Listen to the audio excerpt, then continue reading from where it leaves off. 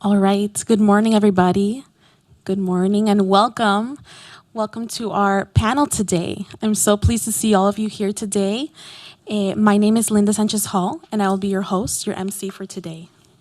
On behalf of Outreach Aid to the Americas, the Cuban Research Institute, and Florida International University in Washington, D.C., it's my pleasure to welcome you all this morning. And as I mentioned, we are here for our panel, Faith Under Fire, Policy Recommendations for Advancing Religious Freedom in Cuba and Nicaragua. We are honored to have with us today Dr. Teo Babun, here in the front, our President and CEO of Outreach Aid to the Americas, OAA, as well as Mr. Carlos Becerra, Senior Associate Vice President of Federal Relations at FIU in Washington, D.C. Thank you both for being part of our discussion today. As well, we'd also like to give a warm and very cordial acknowledgement to Sebastián Arcos, who is not here with us today, but he is joining us virtually, the interim director of the Cuban Research Institute. As well as I mentioned, a very warm welcome on this slightly cold day, a little colder for me from Miami, but very warm welcome for all of you who are here. As you may have seen, for our in-person guests, we have some café and a little pastelitos and empanadas, so feel free to enjoy that in the back of the room. But we are so glad to have you all part of this discussion today. As you can see, we have our FIUs, I should say, very dynamic interactive wall, so we'll be using this today. Let's go ahead and get started. Just a few logistics for the event. We are live streaming, so again, thank you for all our virtual participants who are joining us today. We would just like to ask for those that are in person to please silence your cell phones, just to be cordial to our panelists, who we will introduce shortly, as well as if any need for the restroom, you will just exit the glass doors that are on the side there, make a left, past the elevators, and you're there. For our online participants, you can use the YouTube chat function to share any comments, questions, as well as for those that are in person, we will have a session for Q&As at the end of the presentation. So make sure to note them or write them down, and we'll be sure to answer them as we conclude the presentations today. Also, we will be sharing a recording of today's session. So for those that are online and joining us, you will have access to it, as well as those that are in person. We are very happy to be able to share that with you as well. Okay, now as we get started, we're going to welcome Mr. Carlos Becerra to give some opening remarks for today's discussion. Thank you. Thank you. Glad to have you all here and those that are tuned in. We're looking forward to today's conversation. Obviously, FIU is and our Cuban Research Institute. Hello, Sebastian. We missed you here.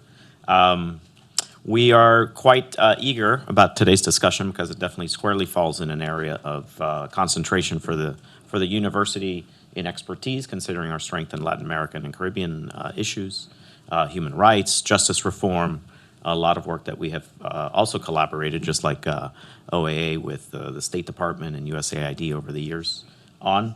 But welcome to Miami's embassy in the nation's capital.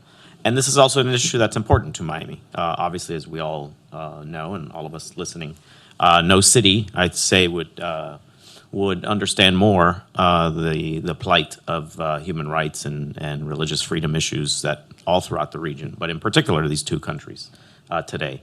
So, and I also want to salute Teo, a good friend of FIU, and is always thinking of great ideas and great ways to collaborate, and we look forward to doing a lot more with him over the years. So thank you so much.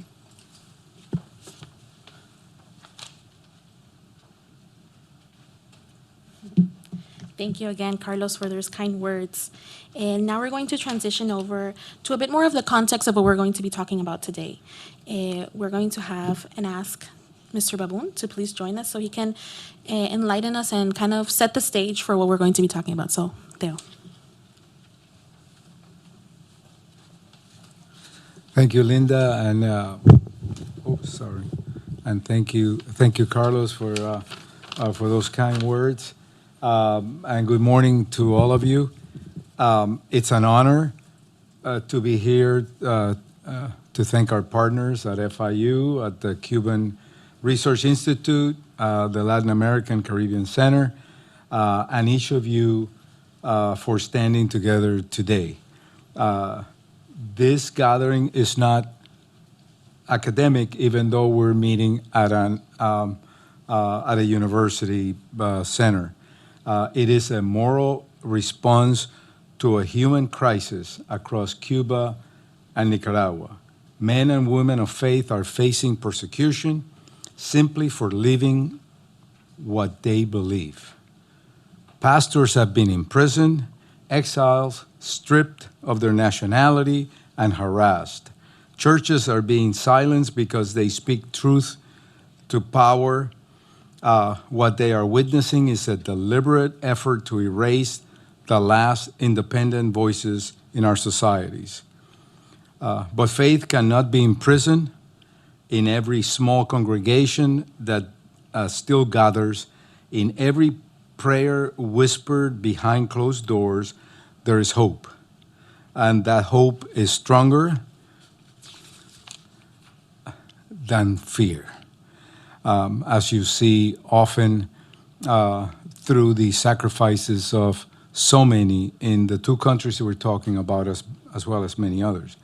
But these brave leaders and believers remind us that the fight for religious freedom is not about politics.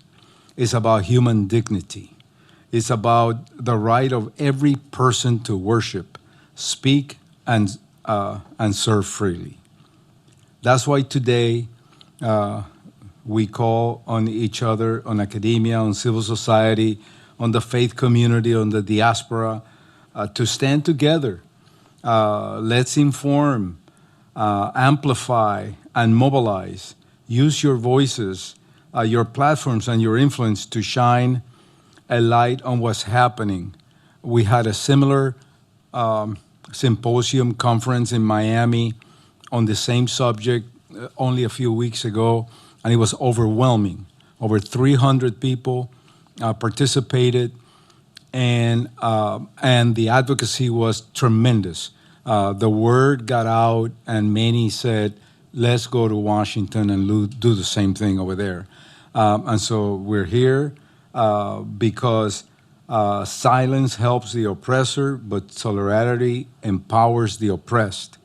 And together we can help ensure that freedom of faith and the courage that comes with it will once again flourish in Cuba and Nicaragua and across the Americas. And as you have been reading lately, we're very close. And so to the panelists, break a leg. Thank you very, very much. Thank you.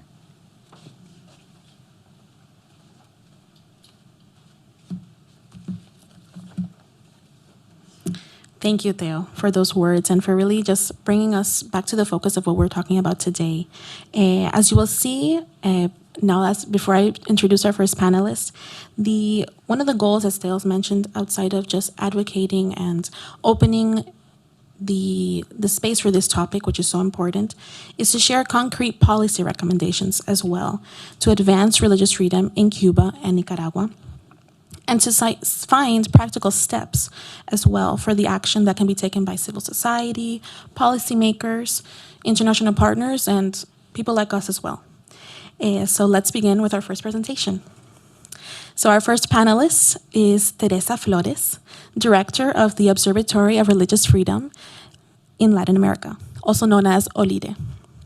Teresa Flores is a Peruvian lawyer and director of the Observatory, OLIDE.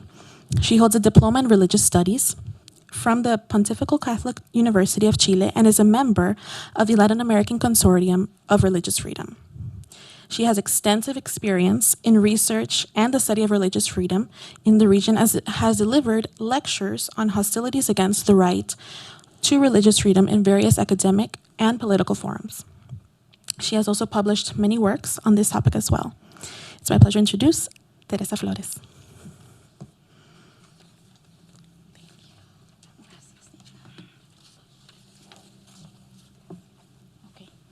So, good morning, everyone. Well, first of all, I want to thank you, the FYU, the Cuban Research Institute, and Outreach Aid to the Americas, and also all the people involved in organizing this critical discussion. Today, I will focus, let me change.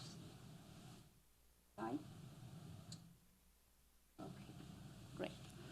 So I will focus on one dimension, how legal instruments in Cuba and Nicaragua have become mechanisms of religious repression, giving a legal appearance to the control exercised over faith communities.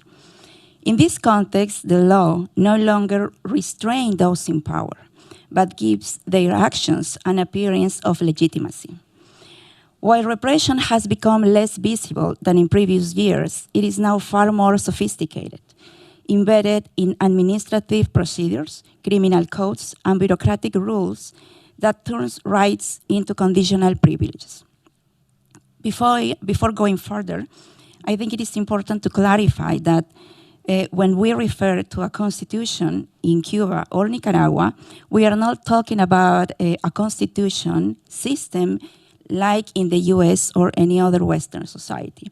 In these countries, the Constitution expresses political loyalty rather than protecting individual rights, a key distinction to understand how repression can be fully legal under domestic law, yet illegitimate internationally. Let me start with the case of Cuba. In Cuba, the law does not simply regulate religious activity. It transforms constitutional language into mechanisms of ideological control. The 2019 Constitution formally guarantees freedom of religion, but only in accordance with the socialist order. That single clause turned a right into a discretionary privilege where faith is tolerated only when it aligns with the state's ideology. The 2022 Criminal Code deepens this subordination and criminalizes the abuse of religious freedom, a term so broad it can encompass sermons, prayer gatherings, or humanitarian projects that questions official policy. Other provisions against propaganda against the constitutional order or dissemination of false news are frequently used to prosecute pastors and lay leaders who share independent message online or in their communities. Control extends also to the digital spheres. Decrees Law 370 and 35 regulates internet use, banning content that subverts the constitutional order or affects moral and cultural values. This framework has produced tangible consequences. Courts have issued exemplary sentences against individuals who criticize the regime on social media, sending a clear message of deterrence to faith leaders and believers alike. In practice, those who post messages for solidarity, justice, or peace face fines, interrogation, or short-term detentions. In the case of Cuba, the main regulation is the 1985 Association Law, which in theory excludes religious associations. However, in practice, the Ministry of Justice acts as the registration authority and subjects them to a similar regimen. This creates a high degree of political discretion, as religious groups are required to provide detailed information on their location, leadership, and sources of funding. And registration ultimately depends on ideological approval, although it almost never is granted. Operating without this authorization constitutes illegal association, which is a criminal offense. The result is a regulatory ecosystem in which religious life depends on state approval. The legal system projects an image of order and respect for rights, but in practice, it enforces ideological conformity and obedience. Since the July 11 protest of 2021, Cuba has experienced an unprecedented tightening of state control over all forms of social expression, including religion. Faith leaders and believers who supported peaceful demonstrations, offered humanitarian assistance, or simply prayed publicly for detainees have faced surveillance, threats, travel bans, and in some cases, detention. At the institutional level, the Office of Religious Affairs to the Communist Party, working alongside the Ministry of Justice, acts as the true authority over religious life. It controls registration, building permits, travel authorization for clergy, and even the import of humanitarian aid. No religious activity can occur without its approval. This structure ensures that the state maintains absolute control over the visibility and operation of every faith community, particularly those not aligned with official ideology. Beyond formal regulation, a wide range of coercive tools enforce obedience. Churches are targeted with excessive fines and administrative sanctions that exhaust their capacity to operate.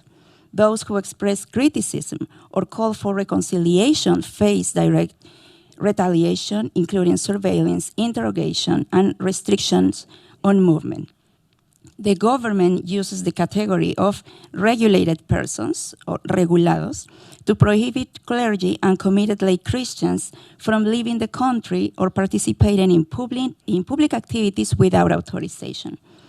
Political prisoners include pastors and believers who have expressed dissenting views or participated in peaceful demonstrations.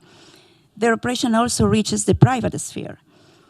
Parents who transmit values or beliefs contrary to revolutionary principles risk threats to their parental authority. Finally, restrictions on contact with international organizations further isolate faith communities and prevent monitoring, reporting, and denunciation of human rights violations. Through this web of legal and administrative mechanisms, Cuba sustained total control over religious expressions and civic life. Let me now turn on Nicaragua.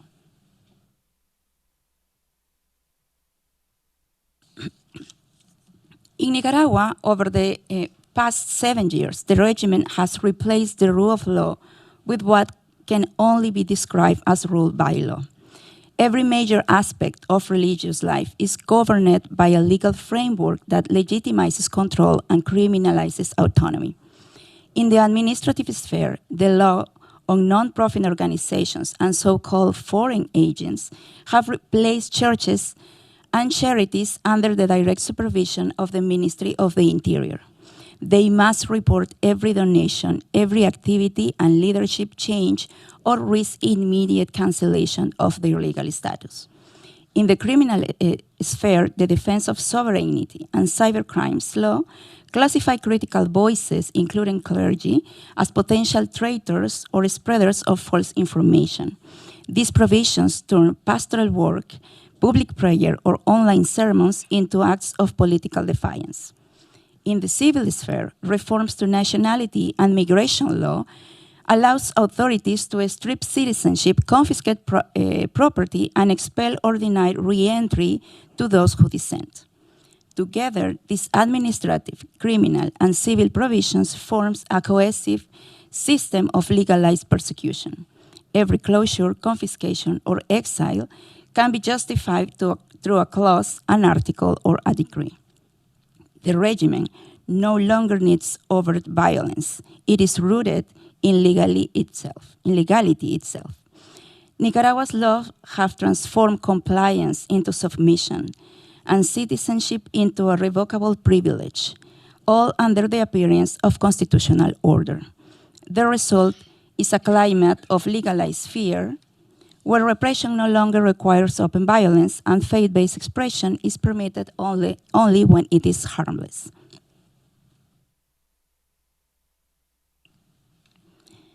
Among others, these laws achieve the same outcomes. Churches are forced into silence or underground operation.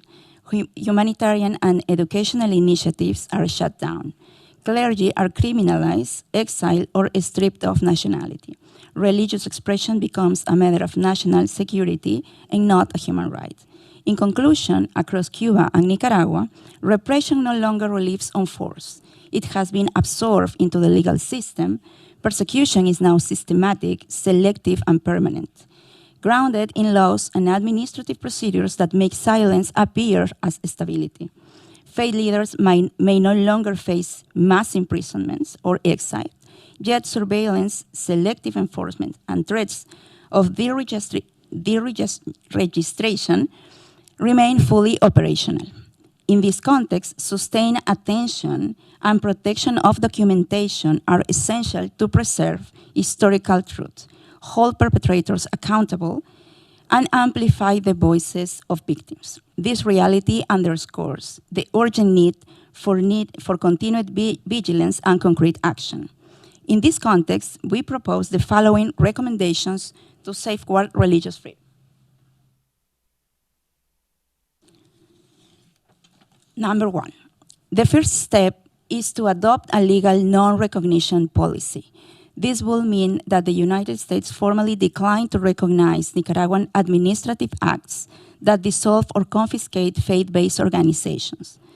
Such measure will help undermine the regime's claim of legal legitimacy and protect the international standing of those affected communities.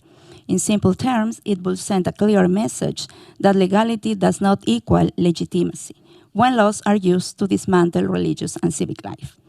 Number two, another important step will be to create a humanitarian parole track for exiled clergy and religious workers. Many of them have been stripped of their citizenship and forced into exile as a result of regime policies. By coordinating relevant U.S. agencies to provide expedited entry or temporary humanitarian protection, the United States could respond to this form of engineered displacement and help preserve the moral and spiritual leadership that these figures provide in exile.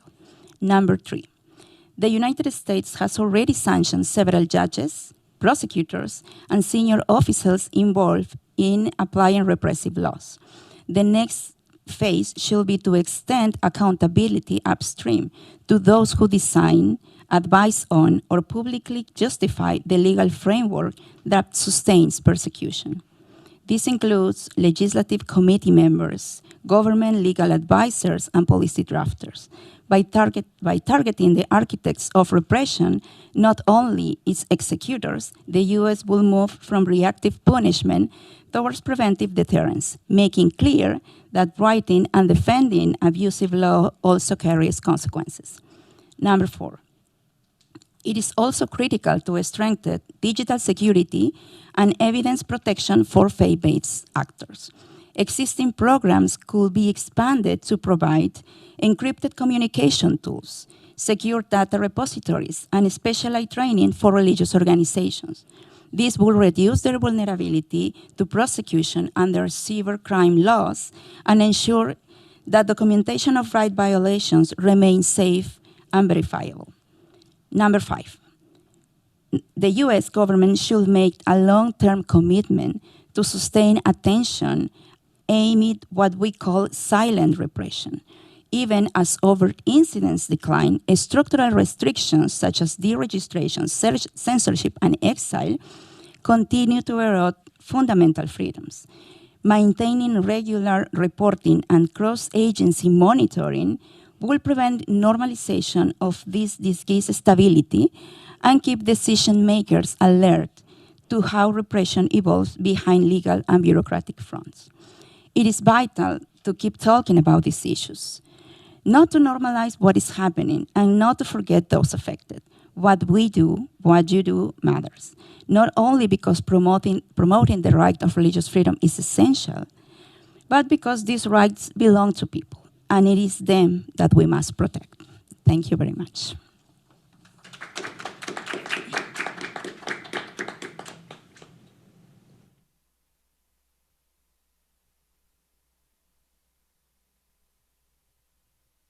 Thank you, Teresa, for that very poignant presentation and for those poignant policy recommendations. It's very insightful, and it's important to highlight as well how the law and policy are being used to not protect the citizens of these countries, but to restrict their faith.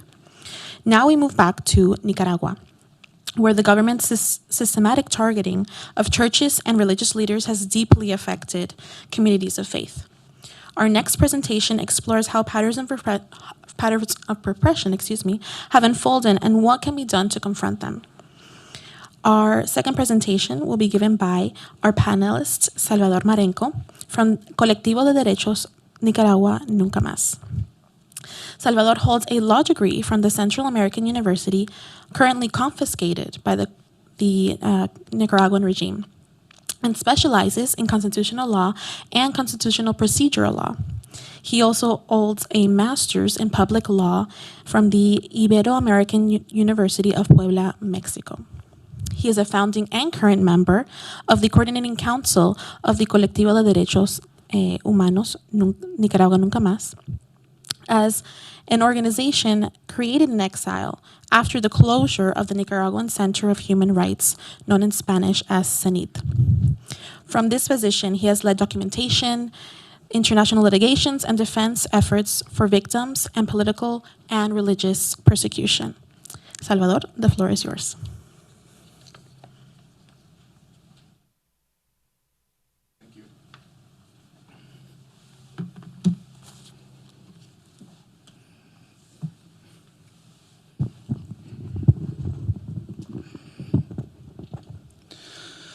Good morning.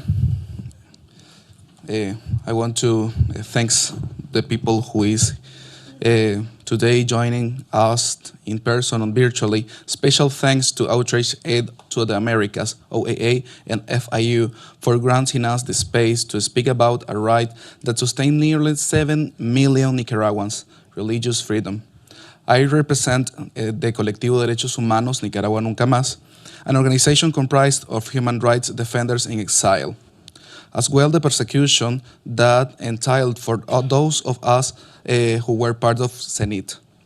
From our organization, we have been working on documenting serious human rights violations and crimes against humanity, committed to build historical memory and international advocacy, documenting more than 1,400 cases to date.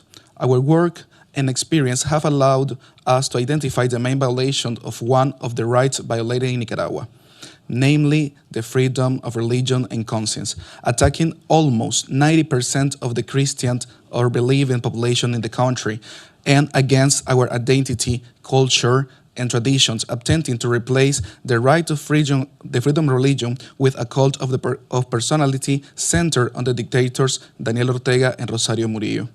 Allow me to take back to the April 2018.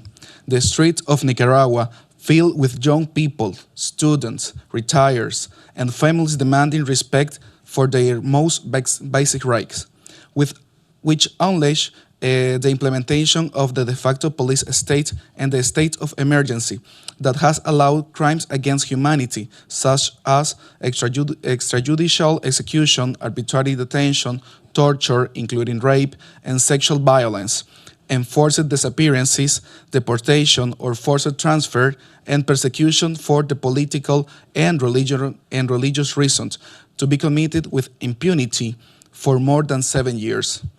When the state violence began to intensify, the churches opened their doors, the temples became refuges for the wounded, makeshift hospital, places where hope was not allowed to die. Priests, nuns, and pastors extended their hands to protect life. That act, born of the humanitarian and spiritual conviction to act against oppression and persecution, became an unforgivable offense for the regime of Daniel Ortega and Rosario Murillo, who publicly declared on July 19, 2018, "I thought they were my friend, but they were cop plotters." Since then, faith ceases to be seen as a spiritual space and became to be considered a political threat, placing faith under fire. El Colectivo de Derechos Humanos Nicaragua Nunca Más has documented to date at least 269 people who have reported to this colectivo some form of violation of human rights, a principled religion, which has allowed us to identify an evolution in the repression of this right. This colectivo has managed to identify at least 4 stages of escalating repression against religious freedom. The first from April 2018 to March 2019, characterized by the beginning of hostilities through stigmatization campaigns, attacks, and destruction of temples, such as the Divine Mercy Church, attacked with weapons of war by paramilitary agents in July 2018, killing 2 young people and wounding dozens of protesters who were taking refuge there. Among them, Gerald Vasquez Lopez, who we represent in a petition before the Inter-American Commission of Human Rights. In addition, multiple death threats and physical assaults were recorded during this stage. The second stage began in April 2019 with the exile of the third priest, Bishop Baez, and ended in January 2022.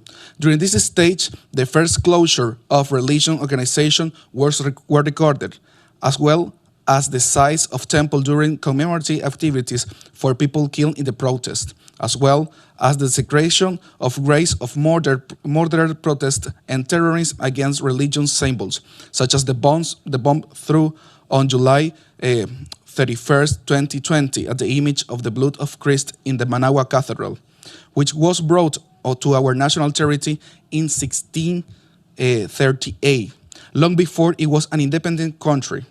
This stage was characterized by a police of spiritual intimidation against the congregations.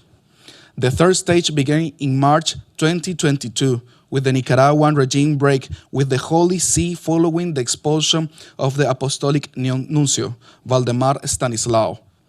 This stage would lay the groundwork for the total eradication of religion freedom, focusing on the elimination of religious leaders. The first arrest of a priest occurred during this stage, that of Father Salvador Garcia in June 2022, which would be followed by dozens of arrests of religious leaders, the closure of religious media outlets and university, and the prohibition to entry into the country for religious personnel or their expulsion. The last stage, which is currently underway, began in February 2023, and this is the one in which the absolute eradication of freedom of religion as a right is being completed and implemented as a weapon of political proselytism and cult of personality for dictators Daniel Ortega and Rosario Murillo. This stage begins with the banishment and the nationalization of the first religious leaders, the freezing of diocesan accounts, the economic strangulation of the old church, the confiscation of property and assets, the closure of the Moravian Church, the main religion source the indigenous people on the Caribbean coast, and the absolute prohibition of any form of public manifestation of faith that is not sponsored by the dictatorship. Culture, moral, and religious eradication has materialized in this stage. Having briefly reviewed each stage, we will now develop deeper into some of the main violations identified, from which have come to the considered crimes against humanity. Among these representative forms, we have found the mass expulsion of leader or religious leader or other nationality, or the forced exile of Nicaraguan religious leader. Since after the exile of Monsignor Baez, more than 261 religious leaders has been expelled from the country and forced to exile. Entire congregation of religious people have been forced to abandon their convents and interrupt their community services. Visas, immigration permits, and residence permits have been revoked with any legal procedure for foreign religious leader. In Nicaragua, a mechanism using in the darkest amount of Latin American history has been reactivated: expulsion to silence. This policy has been accompanied by economic and structural persecution through the complete closure of the civic space for freedom of religions. Between 2018 and October 2025, at least 5,651 nonprofit organizations were shut down, of which at least 1,325 were religious in nature, Catholic and evangelical university, school administered by congregation, Bible training centers, faith-based humanitarian projects, among others, making the second most affected group or sector by this arbitrary closure and confiscations. In all cases, there was confiscation of assets such as temple, rectories, land, bank accounts, libraries, and transportation units. Infrastructure that fed, educated, and healed vulnerable communities was destroyed. Doors that for decades has been the gateway to dignity and hope in the face of social injustices and the impunity of the dictatorship crimes were closed. Furthermore, the regime culture and religious appropriation against millions of Nicaraguans has been radicalized through the absolute prohibition of processions, station of the cross, and pilgrimages that are not promoted by the dictatorship. The police appear armed in the church of monitoring liturgical celebrations. Undercover agents record homilies and write down the name of the parishioner who actively participate. People's inner and spiritual freedom is cornered by fear. Faith becomes a monitored act and prayer a risky act. Thousands of religious celebrations has been prohibited in Nicaragua. The elimination of freedom of religion and conscience in Nicaragua has also involved the arbitrary detention and exile of Nicaraguan religious leaders. Since 2018, at least 76 religious figures has been detained, priests, seminaries, and evangelical leaders. Of these, 63 were released only to be exiled to the United States, Guatemala, or Rome. 35 of them were stripped of their nationality through arbitrary sentences, and the other 28 victims are also de facto stateless, of all of them without a country to return.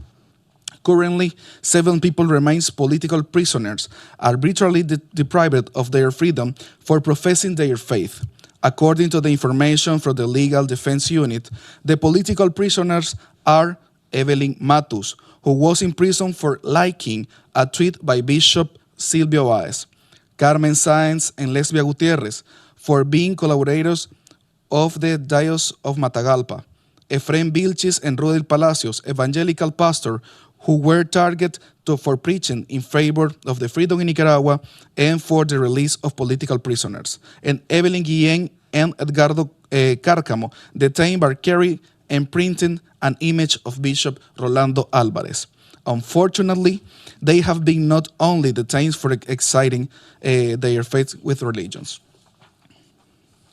While this event has intensified depending on the stage, there is one fact that has been constant and reflects the dictatorship against religious leaders: the constant hate speech perpetrated by both state agents and regime spokespersons. Bishops, priests, and pastors has been defamed in official media outlets. They are accused of being co-plotters, foreign agents, and enemies of the people. The intention is clear: to dehumanize them to justify the repression. And when those who represent the faith are dehumanized, those who follow them are also stripped of their rights. Each of these figures represents life affected. When a priest is expelled, a community is left without sacraments and spiritual guidance. When a religious school is closed, hundreds of children lose their educational opportunities. When a parish clinic is confiscated, sick people are left without medical care. When the pastor who preaches is intimidated, the comfort of the entire family is silence. Religious freedom has represented the last remaining civic space for Nicaraguans, even if it can only be exercised within the confines of their homes or in the silence under surveillance out a parish church, where priests are forced to submit their homilies in writing beforehand, and even when approved, they are not allowed to utter a single word outside the script. Religious freedom is the last bastion of hope for the victims. the people still working in this religion and resisting for many, many, many reasons. In this regard, as a Nicaraguan, Colectivo Nicaragua Nunca Más, we continue to demand the immediate cessation of arrest, harassment, and persecution against religious leaders and their congregations, which is only the first step in considering a safe return for those who has been expelled from their homeland. At last, likewise, we ask the victim to continue reporting through the secure mechanism offered by our organization so that together we can expose what is happening daily in Nicaragua. And we ask an international community to support the independent and rigorous documentation work that we carry out, as well as to disseminate our reports on the issue, which constitute a solid and systematic record of these violations. We ask the international community to maintain religious freedom as a central component of bilateral or multilateral dialogue within the diplomatic pressure mechanism they promote, taking into account all the impacts described. Even under the threat of repression, we cannot remain silent because dictatorship feeds on silence. They intend for the truth to disappear along with those who speak. However, in Nicaragua, faith remains standing, although wounded, monitored, and persecuted. It continues hands in hands with the people. Defending religious freedom in Nicaragua is defending the right of the people to believe in a different future. It is defending truth and hope. Thank you very much.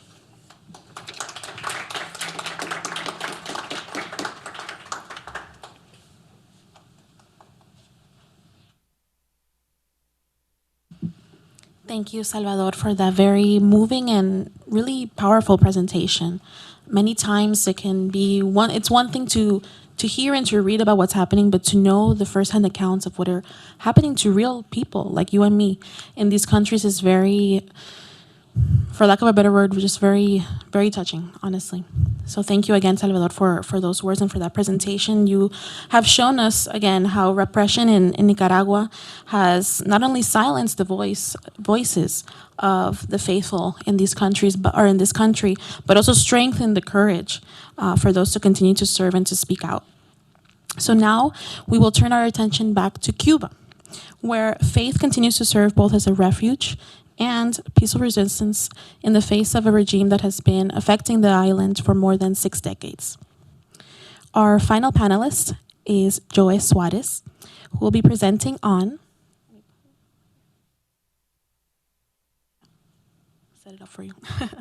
we'll be presenting on Cuba, the evangelicals and nonviolent resistance in the 21st century. Joy is a journalist, producer, and writer. He has authored several books and has served as correspondent in Cuba for CBN News. His work has been published in The Hill, Newsweek, Univision, El Espectador, El Español, and Vice. Until his exile in 2022, he worked in narrative journalism and investigative reporting on topics such as blacklists and torture. Recently, in the 42nd Annual Miami Film Festival, premiered the feature film Cuba's Eternal Night, where Joy served as one of the producers. Without further ado, Joy Suarez.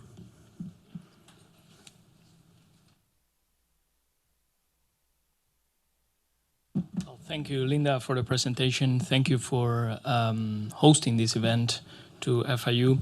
And as Linda mentioned, we're going to talk about Cuba evangelicals and nonviolent resistance in the 21st century. I like this theme because it's not only showing the victims, but it's also showing people fighting back, like in a peaceful way, obviously. And we're going to explore some particular cases, some examples in this theme. As you have heard, Cuba is a country that really violates human rights in general, but religious freedom in particular. For instance, Open Doors in 2024 ranked Cuba among the 50 countries where religious freedom is more persecuted. Christians face more persecution. And we can say that Christianity and the socialist ethics are completely antithetical. You have the 10 decalogues, the decalogue of the Communist Party, which is the Communist Manifesto that says you will nationalize, and then you have the 10 Commandments that says you shall not steal. So it's antithetical in the core values of both. And it happens not only in Cuba, it happens also in other countries in Iberoamerica. To defend their ideas, a lot of Christians do it through a peaceful way. And Gene Sharp, the political philosopher, he developed some of these nonviolent methods in his investigations in all over the world. And we're going to explore some practical examples of that in Cuba. You are going to find numbers with every case, and those numbers correspond to the numeration that Gene Sharp gave to every single of those nonviolent methods to put out their ideas. And only these parentheses, between 2018 and 2022, the evangelical movement developed a peak, I would say, in in peaceful action, nonviolent resistance in Cuba in general, and also we're going to see some of these examples here.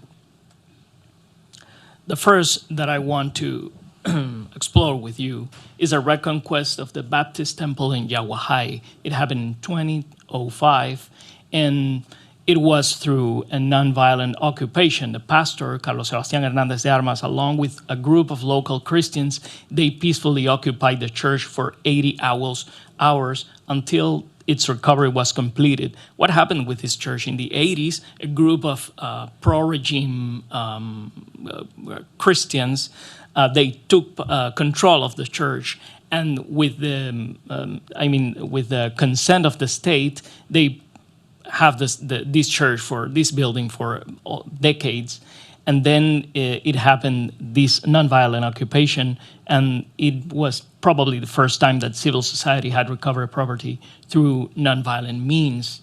So this is very inspiring.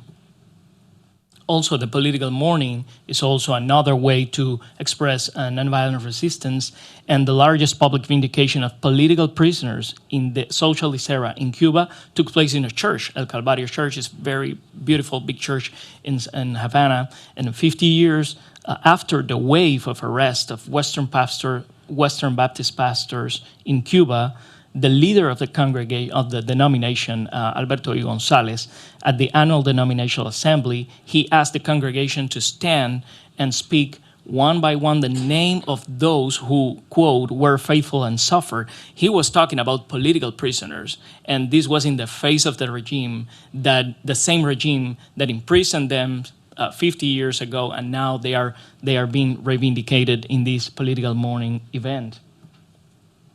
Also, prayer and worship. You find in this photo, in one of the lower corners, José Daniel Ferrer. He is a very prominent political activist from Cuba. He's now in exile recently, thank God. And in March 2021, he protagonized a hunger strike in Santiago de Cuba. And you have in the picture several pastors. They basically break through a siege of the police around the house of José Daniel Ferrer in order to get there, pray for him, pray for the people who were there, and show the solidarity in the face of the repression. That was very brave, and there are some pastors that are still in Cuba. Also, we have, during the Constitution in 2019, several expressions of nonviolent resistance, letters of opposition and support, group or mass petitions, banners, posters, and communications display. In some cases, it was moved by the apprehension of the moral from the philosophy of the churches, but also they talk in these documents, in these public displayment, in these public displays, They talk about economical freedom, freedom of expression, freedom of association, freedom of religion, which is for everyone, not only for Christians, it's even for those who doesn't want to believe in anything. So we have here some of these protests. This is not small. I mean, this is before July 2021, where the big protests in Cuba took place, and we have several, well, I don't know, several dozens people in Havana. This is in El Malecón, protesting against some articles of the Cuban Castroist Constitution in 2019. Also, there happened several marches. In this case, was in a municipality in Havana, in Marianao, southern Havana, and they were marching through the streets, and they were also protesting the rewriting of the institutions of marriage and family in the Castroist Constitution 2019. This was so big that even foreign media like The Guardian, they say this is an unprecedented campaign. We haven't seen anything like this. And even Juan Orlando Perez, he is a very well-known Cuban exiled journalist. He lives in London. He said, the evangelical movement has shown a fine capacity for popular mobilization and a formidable discipline of message and action. He says that even Raúl Castro was surprised about that. Also, we have a boycott of government-supported institutions. The regime has the pro-regime Consejo de Iglesias de Cuba, which is an organization that tried to control churches. Several of the big evangelical churches said, we're not going to be part of that. We're going to found our own institution. It's the Alianza de Iglesias Evangélicas de Cuba. And not only founding an organization, but also the refusal to dissolve that organization. Besides the big pressure that the political police put over them, that's also constitute an act of nonviolent resistance. Also, we have the withdrawal from social institutions. This Consejo de Iglesias de Cuba, this is the logo of the institutions. Several churches moved away from that parastatal institution because of how the Consejo de Iglesias de Cuba is supporting the government. They don't want to be associated with that. And also through public speeches like sermons, pastors like Carlos Sebastián Hernández de Armas. This is the guy who took who reconquest the temple in Yaguajay, the first example that I mentioned. They have been criticizing the policy of the state regards cultural censorship and restrictions of free thought. Also, the protests, we have protests of support assemblies. In this case, the pastor here, he was summoned by the political police. They were putting pressure over him because of he violated some COVID-19 restrictions. He said, I want to gather with my people. This is a human right also. We're going to do it, according to the sanitary recommendations, but we want to do it. And the church, part of the church, was out of the police station, saying, this is our pastor, don't touch him, we support him. And also vigils. The vigils has a component that is religious in a sense, but also is political. In these vigils specifically, that according to estimates, gathered 100,000 people were expected to participate in. These vigils were asking for, were praying people were praying the vigils for the economical situation in the island and also for the political situation in the island. And the thing is, in the totalitarian regime, if the economical situation is wrong, it's because of the government. I mean, they had control for everything. So indirectly, they were pointing a finger to the regime. And then something amazing happened. July 11th, this big uprising all over the island. I'm not going to claim that it's because of the evangelical churches, but they took a part in this path to building society conscience to get to this point here. There were big. It was a big uprising all over the island, July 2021. And then after that, you have also very heroic, let's say, also resistance. The total personal non-cooperation is one of them.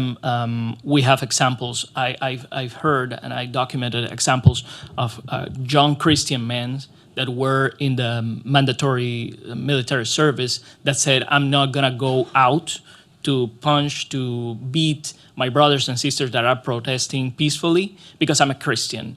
And they, the authorities put a lot of pressure over them, but that's really heroic. Also, we have rejection of public support. The regime was trying to do a theater in TV after the brutal repression of these peaceful protesters. And they said, we invite all churches, come here and we're gonna transmit these in the TV because we want to dialogue with the civil society. It was just a big theater, and I saw some high level pastors breaking the invitations. It's very brave. It's also a way to resist the regime. Well, I'm gonna go a little bit faster. The symbolic claims is part of the nonviolent resistance. We have also signed public statements, in this case, against the penal code of the regime in 2022. Several churches, several pastors, several laymen. Also, we have bicycle rights against the foreign policy of the regime, in this case, between the Gaza and Israel war. We have civil disobedience of illegitimate laws, theatrical or musical performances, painting as protest.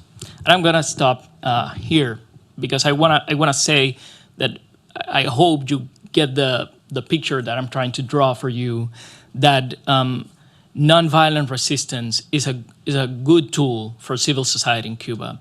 And I would recommend to keep training people in these methods, and especially to keep helping people to find a path there through nonviolent methods in order to express what they are feeling and where they are living, especially now that the consequences of communism in Cuba had basically destroyed the basic services in Cuba. You don't have power, you don't have food, you don't have medicine.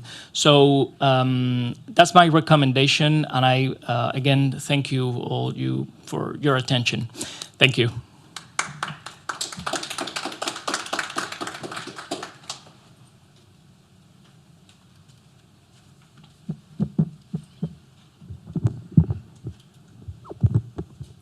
Thank you, Joa, and thank you again to all of our panelists for your bravery, your courage, and honestly for just bringing us all to date as to what is going on in these countries, in Cuba and Nicaragua.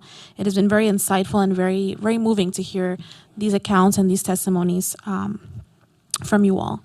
So now I will pass, just one moment. Thank you. Now we will pass to our interactive panel for Q&A, which will be moderated by Joe Suarez. And again, for those of you that are in the room, if you can please raise your hand if you have a question. Joe will moderate this session, and as well as those who are online, we do ask that you write, as you have already, your questions on the chat, and we will go through them now. So again, Joe. Thank you again, Linda. And yes, we're going to transition to this moment. We're going to share some questions from the audience, the digital audience, and also from the audience here. So you are welcome to raise your hand. Okay, Teo, por favor. I have a question for Salvador Marrenco of Colectivo.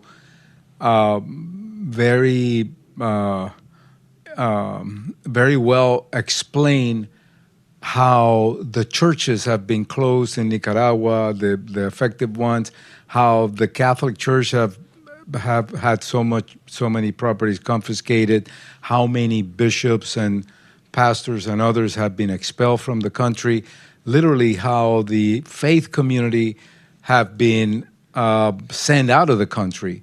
So based on that kind of activity by the Nicaraguan government, who's left to fight? Who is doing work on behalf of the freedom of religion? How is the freedom of religion and human rights being advocated for, documented, if all the faith-based people have been out of the country?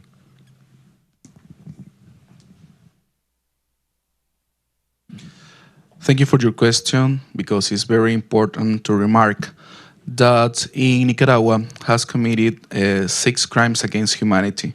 One of them is persecution by religious reasons. And what does it mean?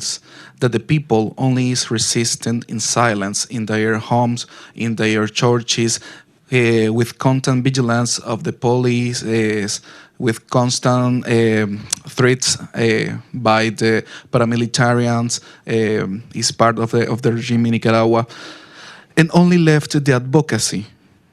We are asking to the international community keep on pushing to restore the religion of freedom in Nicaragua. The group of experts of human rights by Nicaragua, created by the Council of Human Rights in 2022, has documented many cases about human rights violation, but with also it has documented the freedom of religions violations in Nicaragua, because this is the last civic space we have in our country, because all the organization has been closed, all the media outlets has been closed, and the people is with constant repression. In this moment, there are people in prison for practicing the freedom of religions. There are people who were disappearance forced because practicing the freedom of religions. In this moment, the only way is to keep on resisting inside Nicaragua in silence, but also with the exiled people, with the pastors and priests who are in exile, keep on pushing with advocacy, international advocacy, with petitions again, in the Inter-American Commission on Human Rights, using the special procedures of the United Council of Human Rights, and also keep on denouncing, because we have to denounce what is happening, because what does not denounce is forget in our country. Thank you for your answer, Salvador. I want to transition a moment to our digital public, and we have a question for you, Teresa. How can citizens monitor and report repression against the right to freedom of religion? Do you have any recommendation, any organizations? Thank you. Yeah, okay. Thank you for the question. And this is also an important question given the circumstances. I think it is important to acknowledge that religious freedom violations, at least in the case of Nicaragua, are not as evident maybe as in previous years, in previous months. So I think it is important to be aware of these different kinds of pressure. Religious leaders, churches, members of congregations are being censored, are being pressured, are being surveilled. So it might be a normalization of this kind of conducts, but this does not mean that restrictions on religious freedom have been stopped or have stopped. So I think it is important to be aware of this, and to know that even if it is, if there are no more mediatic cases, if you know if your brother or the leader of your church is suffering some kind of restrictions, some kind of repression, it is important to speak about that. And of course, safety first. If there is some kind of incident that you know, but if you are at risk, be careful. That is the first thing. But if you have or know an organization, a leader where you can, trust, So that is also important. If you don't know anyone, then maybe you can act carefully.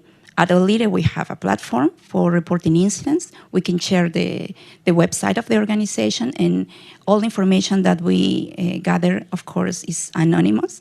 We don't share the information of the person that provide us the information. And so I think that is important. Be safe. Look around for a trusted organization or person or leader, and share as much details as you can. If we do not monitor, if we do not share the information, we are, I don't want to say help, because it is not as easy. It is not easy to just speak about these things because you are at risk, but it is important to know what is happening there, so we can, keep gathering and discussing what is happening. If we do not have the information, these advocacy activities that Salvador mentioned, it will be hard to do that for us. So yeah, that will be my comments on that. And not also discussing, but also governments could put pressure over those regimes that are violating human rights. So that's useful. Statistics is useful too, as you mentioned. Thank you very much for your answer. Is anyone here in the public that has any question? I want to transition to another question for the digital audience. They're asking, how can media outlets help expose and report persecution against religious freedom? If you allow me, I would like to intervene here. I think it's very important, but I think it's more important even to train journalists to understand what's religious freedom, because people think that religious freedom is, I don't know, an extreme case where your church is demolished, is just destroyed, let's say. But also, religious freedom implies, for instance, that you can't teach your children your values, transmit to your children your values, because the state is opposing. That's another element of religious freedom. And people who are not sensible, let's say, to these differences, it could escape from your eyes, even if you see those violations in front of you. And it's just a general comment. I really, I mean, it's sad that big newspapers, I'm thinking in El País, El Mundo, big newspapers in Spanish, they had a correspondent for religious matters. I mean, this guy or this lady were really well trained in these things. They know how to identify. They had this sensibility that's developed. I mean, you don't born with that, but by studying the law, by studying cases. So I would say I would recommend las redacciones, the editorial boards, to really put people in place that are trained for that job, to religious correspondent. I don't know how they're going to call it, but definitely to have the media involved in these cases.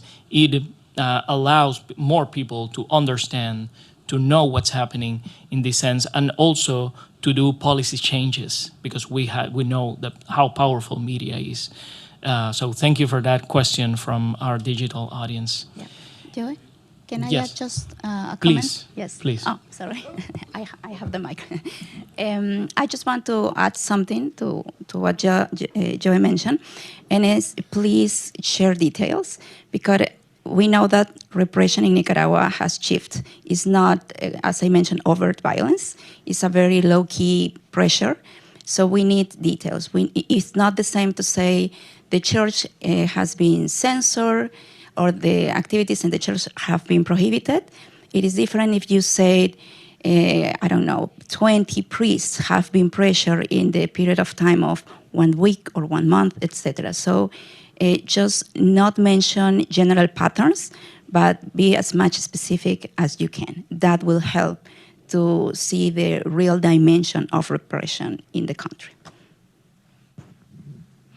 Thank you both for making this, but I want to talk more specific with the situation in Nicaragua.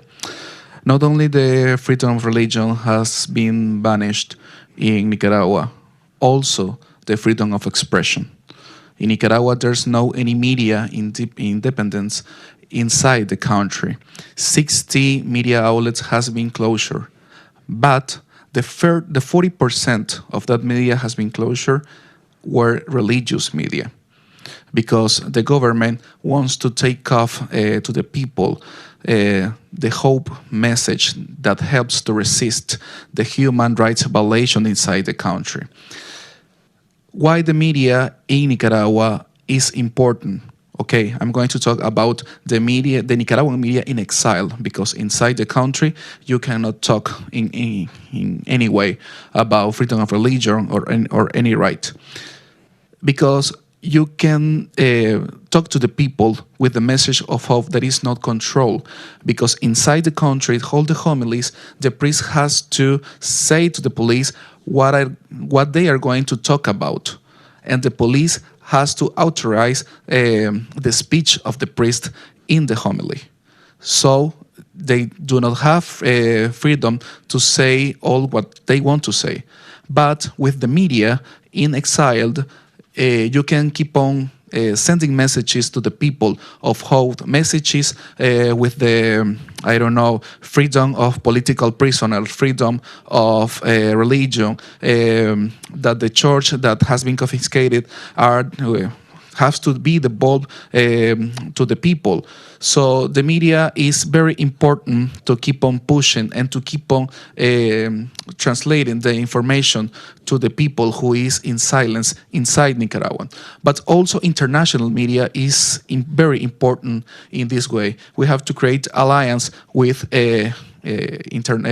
Nicaraguan media in exile and international media to spread the message of crimes against humanity by persecution for political and religious reasons inside Nicaragua. Thank you, Teresa and Salvador. Is there any other question here in the, please?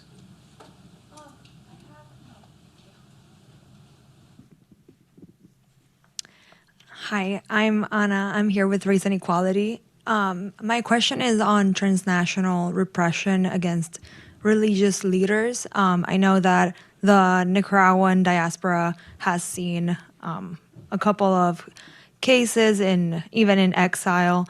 So with religious leaders specifically, have we seen any cases of transnational repression? And what would be your recommendations for these host countries like Costa Rica, Spain, the United States, to make sure that they are protecting these people in exile?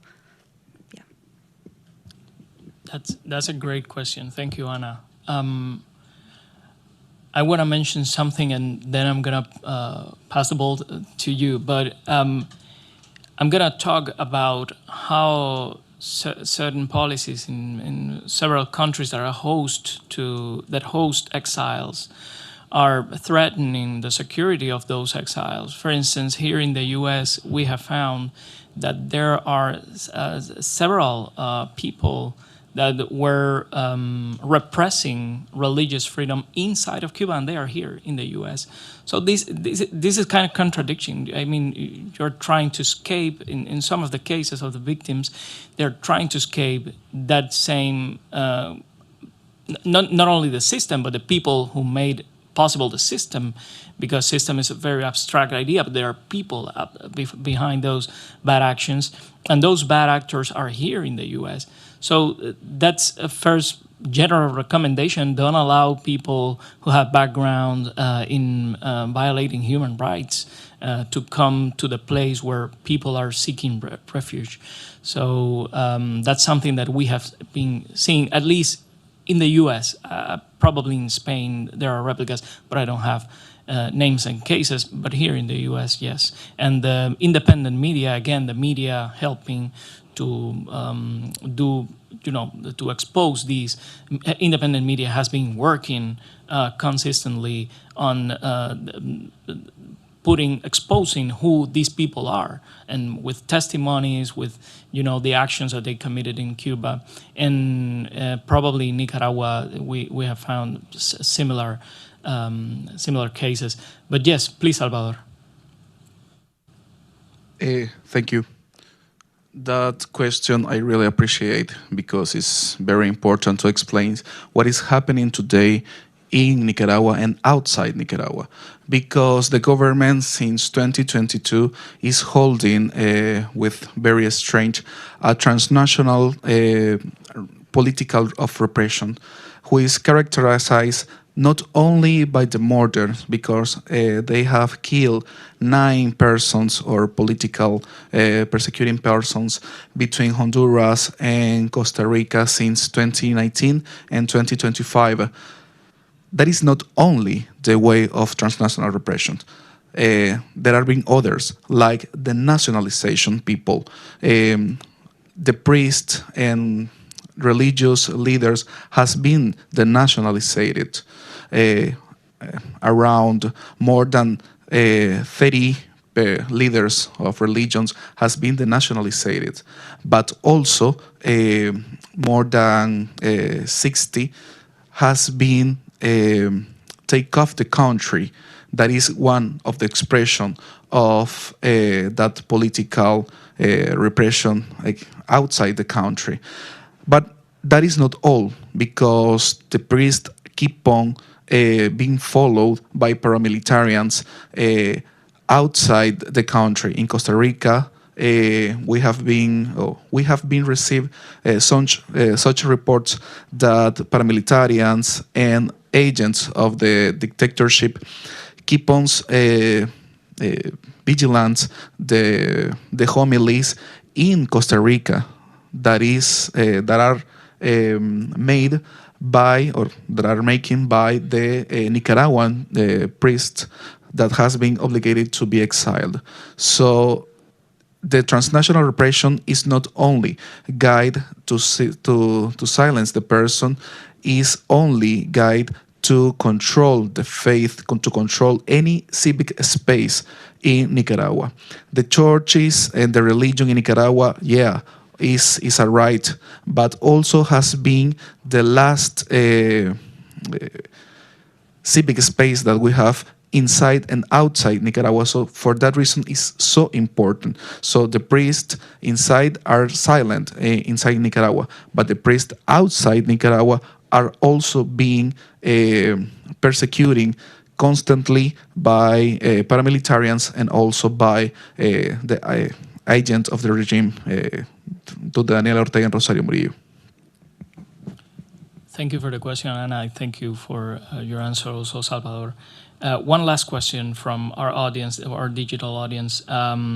Maybe Salvador and Teresa, you can help us with the answer.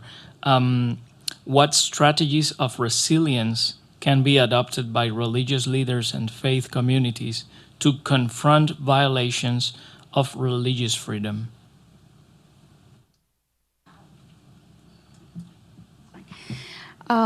Well, I think that is an important question, because we have talked about all the bad things that happen there, but it is equally important to remark the positive things.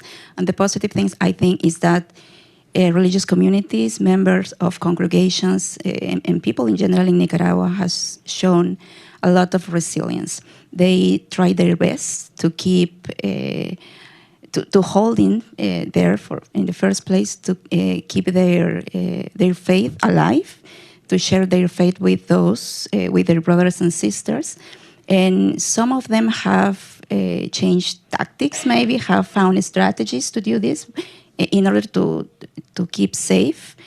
And I think that even though many experiences have shown that people who remain faithful in their beliefs, they found a way to resist. They will find a way to share the same beliefs with their community, and this will help them to address and to, how do you say, they will find a way to resist the struggles there in the country. I am totally agree with what Teresa said, but also I want to add that for the case of Nicaragua, the freedom of religion is not only a right, is what we are part. The freedom of religion is part of the Nicaraguan culture, is part of the Nicaraguan person, of the personality of many of us, such as traditional acts.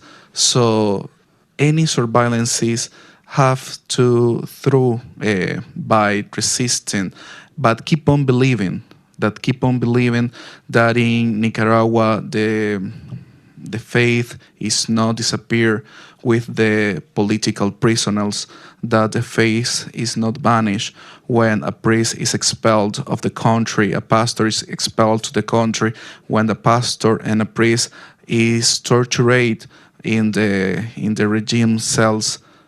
The faith has to keep on pushing forward to the people to resist and believing, because they cannot subtract our believing resistance. They cannot subtract our faith. That is the only hope that that the victims has, because they want justice by the people who has killed by the government. Many hundreds of people has been killed only in the few years ago, and who people is tortured, etc. The faith is in our blood of like a Nicaraguan people. So keep on believing and keep on denouncing, because to denounce and to talk about what is happening is the first step to get a Nicaraguan free. Well, thank you for your answers. And I think in the Cuban case is also the same. You find that in religious communities, the key element is not the individual, but it's the community. And that makes it somehow special, because even if you are going to exile, you are going to find part of that community. It's a global community. I mean, the church is a global community. And because of that, they have a way to be resilient in a very specific way that maybe other groups don't find. But thank you for your time. Thank you for your questions. And please, Linda, we have you here back again.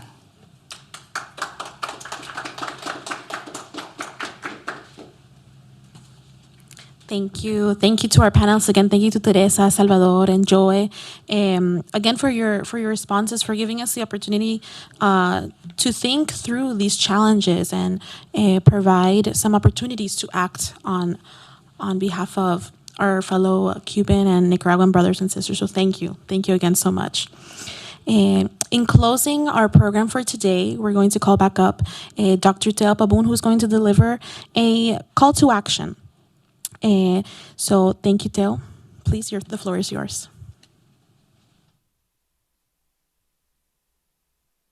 Thank you, Linda, and I'll be very brief. So we conclude the symposium, Faith Under Fire, Policy Recommendations for Advancing Religious Freedom in Cuba and Nicaragua. Just taking a moment here to reflect on the powerful discussions that took place here today. We heard from our esteemed speakers who shed the light on the legal repression and human rights violations that many face in the pursuit of religious freedom.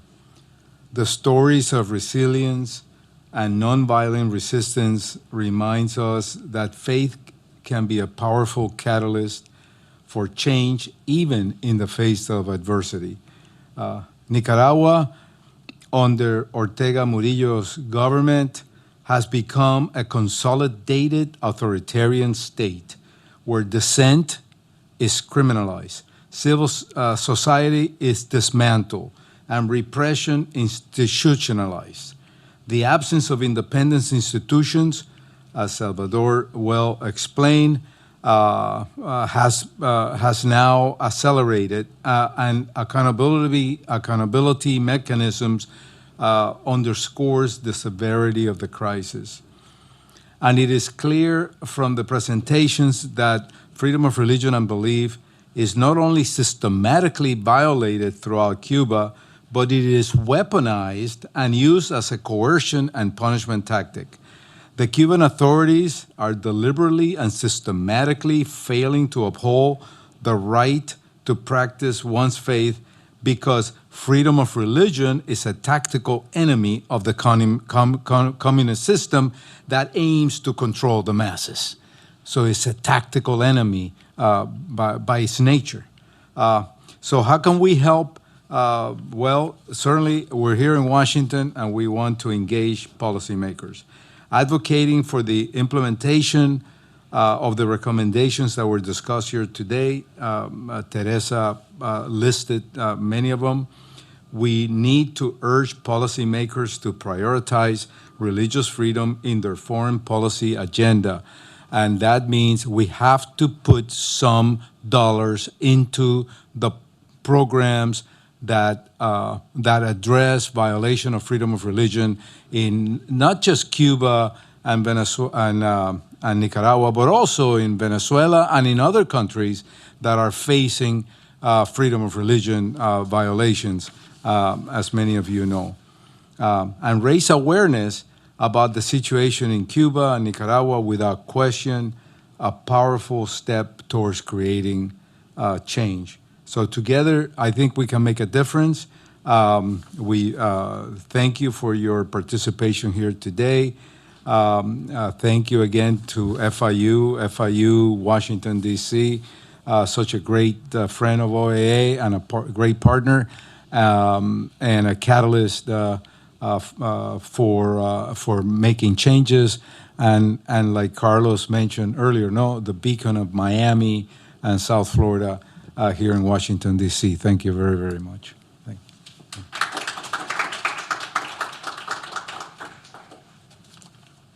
Thank you again, Theo, for those powerful remarks and for reminding us that Faith Under Fire does need champions.